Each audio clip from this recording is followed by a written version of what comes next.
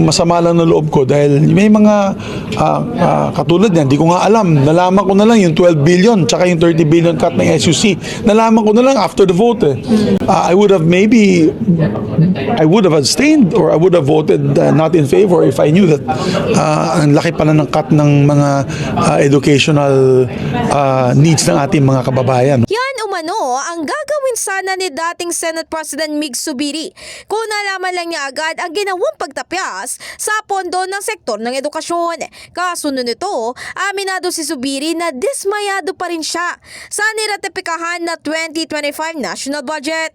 Sa kabilang banda, iginit ni Senate Minority Leader Coco Pimentel na may 3 posibleng constitutional issue na kinaharap ang nasabing budget.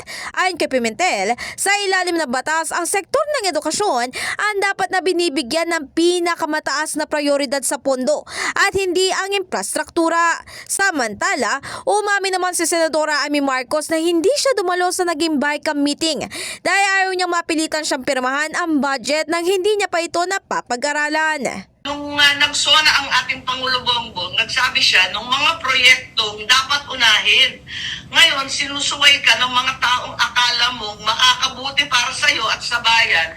Yung pala, tinututulan lahat ng priority mo. Nako, kaya nananawagan ako sa palasyo, pakitutukan na ang mga issue at pondo ng budget, line by line yan.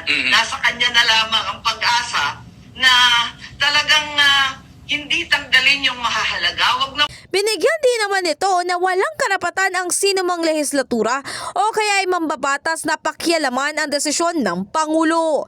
In the heart of changing lives, ito si Brigada Ann Cortas ng 105.1 Brigada News FM Manila, the Music News Authority.